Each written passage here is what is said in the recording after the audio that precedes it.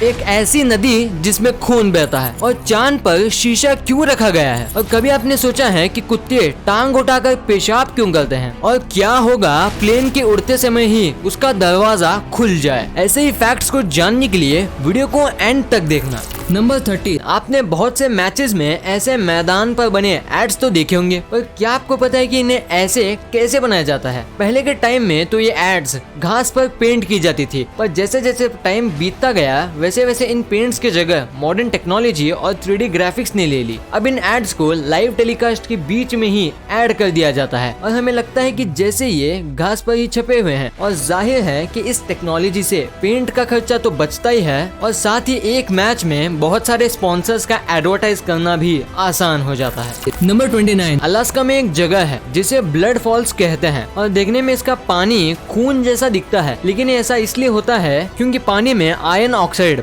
बहुत ज्यादा होता है, तो इसलिए इसका पानी खून जैसा दिखता है। नंबर 28, आर्टिस्ट ने इस ड्रेस को 2 महीने के लिए डेड सी में छोड़ दिया और फिर जब उसने वापस आकर उस ड्रेस को देखा तो वो कम्प्लीटली शॉक हो गया, क्योंकि पहले वो कुछ ऐसी दिखती थी पर सी में 2 महीने रहने के बाद कुछ ऐसी दिखने लगी, बिल्कुल सॉल्ट के क्रिस्टल्स जैसी। नंबर 27, अगर आपसे बात करते वक्त सामने वाला पर्सन अगर आपसे 60% आई कांटेक्ट बनाता है, मतलब कि एक कन्वर्सेशन में जिससे आप बात कर रहे हो वो आपसे 60% आई कांटेक्ट बनाता है, तो इसका मतलब ये है कि वो बोर हो रहा है। और ऐसे ही अगर वो आपसे 80% आई कांटेक्ट मिलाता है तो वो पर्सन आपकी तरफ अट्रैक्टेड है, और अगर वही आपको वो कन्वर्सेशन में 100% आई कांटेक्ट मिलाता है तो इसका सीधा मतलब है कि वो आपको धोखा दे रहा है। नंबर 26, साल 1945 में फर्स्ट एटॉमिक बॉम्ब क्रिएट किया गया और इस बॉम्ब का निक नेम गैजेट रखा गया था। नंबर 25, जूलियस सीजर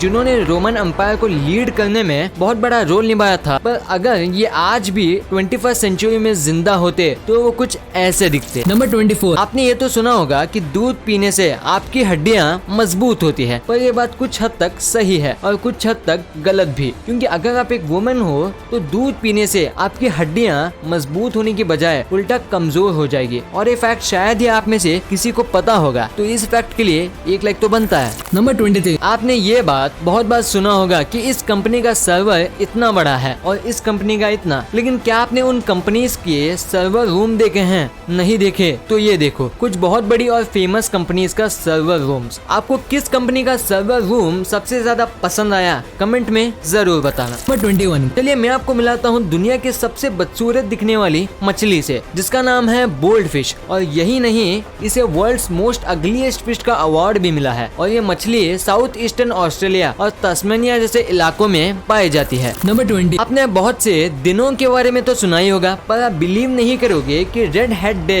ये नाम का डे भी मनाया जाता है। इस दिन हजारों से भी ज्यादा लोग जिनके बाल नेचुरली ही रेड होते हैं वो एक जगह इकट्ठे होते हैं स्मॉल टाउन ऑफ ब्रीडा में इस दिन को सेलिब्रेट करने के लिए। नंबर 19, ये देखिए साल 2009 की सबसे मिस्टीरियस और अनएक्सप्लेन्ड फोटो। इस फोटो को जनवरी 22 सुबह 11:10 पे खींचा था। इस इमेज को जो चीज सबसे ज्यादा मिस्टीरियस बनाती है वो है ये अमेजिंग सी चीज जिसे अभी तक साइंटिस्ट भी नहीं समझ पाए हैं। नंबर 18, ये जो फोटो मैं आपको दिखाने वाला हूँ ये पिक्चर हमें बताती है कि किस तरह स्मोक यानी धुएं के पार्टिकल्स एयर में ट्रैवल करते हैं। नंबर 17, इस सूट को दुनिया का सबसे एक्सपेंसिव सूट माना जाता है और ये किसी और का नहीं बल्कि हमारे ऑनरेबल पीएम नरेंद्र मोदी का है। नंबर 16, नील आर्मस्ट्रांग जिन्हें कि आप सब जानते हो, पर आप बिलीव नहीं करोगे कि उन्होंने चांद पर जाने के बाद वहाँ पर एक बहुत बड़ा शीशा रखा था। और अब सभी के मन में ये सवाल तो आया होगा कि चांद पर इस शीशे को भला क्यों रखा गया? तो सुनो, साइंटिस्ट को अपोलो 11 के मिशन के वक्त भी धरती से चांद की कितनी दूरी है उसका पता नहीं था और वो वजह थी जिसके कारण चांद पर इस शीशे को रखा गया और उसके बाद पृथ्वी से उस शीशे तक एक लेजर बीम को दागा गया और फिर उस लाइट के आने और जाने के टाइम को कैलकुलेट करके धरती और चांद के बीच का एग्जैक्ट डिस्टेंस निकाला गया और इस पूरे एक्सपेरिमेंट को लूनार लेजर रैगिंग एक्सपेरिमेंट कहा गया। नंबर 15, एक मछली है टाइगर फिश। ये मछली आपके सोच से भी ज्यादा शातिर है और तेज है। दोस्तों कहा जाता है कि ये मछली बड़े मगरमच्छ को भी बहुत आसानी इसे अपना शिकार बना लेती है और इसकी चालाकी का तो कोई जवाब ही नहीं। दोस्तों ये अपने ऊपर होने वाले हमलों को तुरंत भांप लेती है। अक्सर ये टाइगर फिश शांत पानी में ही पाई जाती है क्योंकि तेज बहाव या तूफानी इलाकों में इसे शिकार करना बिल्कुल पसंद नहीं है। नंबर 14 दोस्तों, क्या आपको पता है कि डोनाल्ड ट्रंप की मशहूर कार कैडिलैक 1 कौन चलाता है? दोस्तों ये आम ड्राइवर्स के तरीके बिल्कुल नहीं होते। आसान शब्दों में कहूँ तो ये बहुत खतरनाक और चालाक किस्म के ड्राइवर्स होते हैं। दोस्तों इनके 3 से 4 ट्रेंड ड्राइवर्स होते हैं। हर दिन उनका हेल्थ चेकअप भी किया जाता है और इन्हें खुद पता नहीं होता कि वो आज कौन सी कार को चलाने वाला है। दोस्तों प्रेसिडेंट के ड्राइवर को हर मामलों में तैयार रखा जाता है कि वो किसी इमरजेंसी सिचुएशन में भी गाड़ी को भीड़ से निकाल ले, और कैडिलैक 1 जैसी बड़ी गाड़ी को भीड़ से निकालना कोई आसान बात तो नहीं है। नंबर 13 दोस्तों, लगभग आप में से काफी लोग कार ड्राइविंग को तो जानते ही होंगे, लेकिन क्या आपको पता है कि जिस फिजिक्स पे ये कार्स चलती हैं उसके मास्टरमाइंड एल्बर्ट आइंस्टाइन को खुद कार ड्राइविंग नहीं आती थी। पर दोस्तों आपको तो पता ही होगा आज के मुकाबले उस वक्त कार ड्राइविंग इजी नहीं होती थी और आइंस्टाइन को भी हर हालत में वॉकिंग करके काम करना पसंद था, इसलिए उन्होंने कार ड्राइविंग सीखने की कोशिश ही नहीं की। नंबर 12 दोस्तों, आपकी स्क्रीन पर मौजूद तस्वीर में ये 2 इंसान आपको एक ही लग रहे होंगे, लेकिन आपको बता दूं ये 2 अलग अलग इंसान हैं, पर हाँ ये दिखते बिल्कुल एक जैसे ही हैं। इसलिए दोस्तों यही वजह है कि आइडेंटिफिकेशन के लिए फिंगरप्रिंट का इस्तेमाल किया जाता है। और हैरान कर देने वाली बात तो ये है कि इन दोनों का नाम भी एक जैसा ही था और ये एक ही जेल में कैदी थे, पर जेल में आने से पहले इन दोनों ने एक दूसरे को पहले कभी नहीं देखा था। नंबर 11 जेसिका पैदा ही बिना हाथों के हुई। पर दोस्तों आप ये जानकर हैरान रह जाएंगे कि जेसिका एक पायलट है और पायलट के साथ साथ सर्फिंग और कराटे भी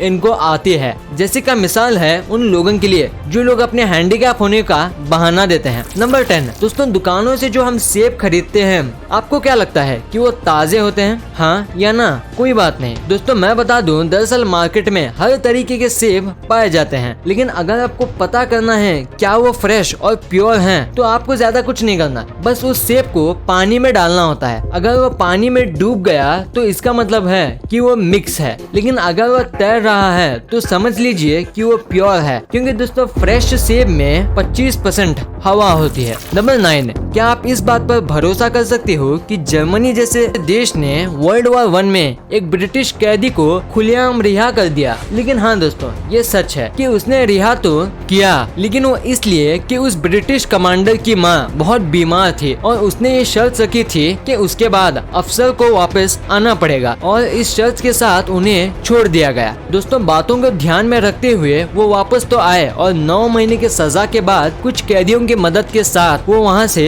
भाग निकले। नंबर 8 दोस्तों, बचपन में क्या आपने इजिप्शियन मम्मी जैसी कोई कहानी सुनी है, या फिर आप इन्हें सच मानते हो या नहीं? इस फैक्ट में मैं बात करने वाला हूँ एक 5000 साल से भी ज्यादा पुराने मम्मी की, जिसे बर्फीले पहाड़ों पर एक इंसान ने ढूंढा था। आज के वक्त वो मम्मी अब तक की खोज के हिसाब से सबसे पुरानी मम्मी मानी जाती है। 1991 में जिस इंसान ने इसे देखा था उसे लोग ओडजी के नाम से जानते हैं, और शॉकिंग बात तो ये है कि ओडजी की मौत भी 2004 में उसी बर्फीले पहाड़ों पर हुई थी। नंबर 7 दोस्तों, जैसे कि आपको पता है कि इस दुनिया में मौजूद सभी जीव एक जैसे नहीं होते, लेकिन दोस्तों क्या आप इस बात पर विश्वास कर सकते हो कि कुछ ऐसे भी जीव होते हैं जो भूख की तड़प से अपने आप को ही खाने लगते हैं? जी हाँ, ऑक्टोपस एक ऐसा एनिमल है जिसे कि अगर भूख लगे पर कोई शिकार ना मिले तो वो अपने ही शरीर के हिस्सों को खाने लगता है, और इसे कुछ लोग एक बीमारी भी समझते हैं, लेकिन आज तक इसका पता नहीं चल सका है कि आखिर ऐसा क्यों होता है। नंबर 6 दोस्तों, शायद आप सोचते होंगे कि किसी मूवी के एक्टिंग या स्टोरी को देखकर ही उसे अवार्ड दिया जाता है, लेकिन दोस्तों आज मैं आपको एक वहम तोड़ देने वाला हूँ।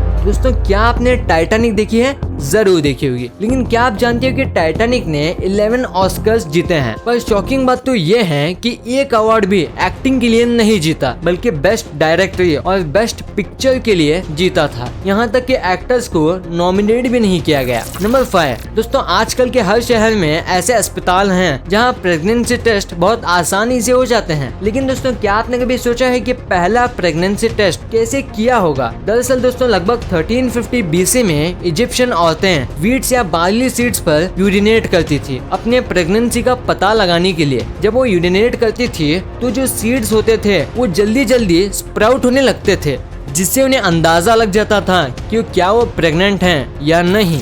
नंबर 4 दोस्तों, क्या आपको पता है कि साउथ कोरिया के लोग किसी अपने के चले जाने पर उनके ढांचे को कुछ इस तरह के बीट्स में तब्दील करके अपने पास रखते हैं। दोस्तों, क्या आप इन बातों पर यकीन कर सकते हो कि आज के वक्त में दुनिया में लोग ऐसा भी कर सकते हैं? और आप ये जानकर हैरान रह जाओगे कि ये कोई बहुत सदियों से चली आने वाली बात नहीं है, हाल ही में लोगों ने इसकी शुरुआत की है। लेकिन दोस्तों, कोरिया में रहने वाले सभी लोग ऐसा नहीं करते। नंबर 3 दोस्तों, क्या आप बर्थडे पार्टी पे केक्स को फेस पे पंच करने के शौकीन हो? अगर हाँ, तो ये फैक्ट आपके लिए है। कभी कभार ऐसा होता है कि केक्स को थोड़ा बड़ा बनाने के लिए उसमें लकड़ियों का भी इस्तेमाल किया जाता है, जिन्हें बीच में लगाकर केक को बैलेंस किया जाता है। तो उम्मीद है आगे से आप केक को पंच करने से पहले 10 बार सोचेंगे। नंबर 2 दोस्तों, क्या कभी आपने सोचा है कि क्या होगा अगर आप एक दिन मान लो प्लेन में जा रहे हो और अचानक से प्लेन का दरवाजा हवा में ही खुल जाए, तो फिर इसके बाद क्या होगा? पर गाइस, इस सिचुएशन में प्लेन में क्या होगा ये जानने से पहले मैं आपको बता दूं कि जब प्लेन एयरपोर्ट से टेक ऑफ करते हैं तब उसके अंदर का प्रेशर बाहर के प्रेशर के ही बराबर होता है। पर प्लेन जैसे जैसे हवा में ऊपर जाता है, प्लेन के अंदर का प्रेशर भी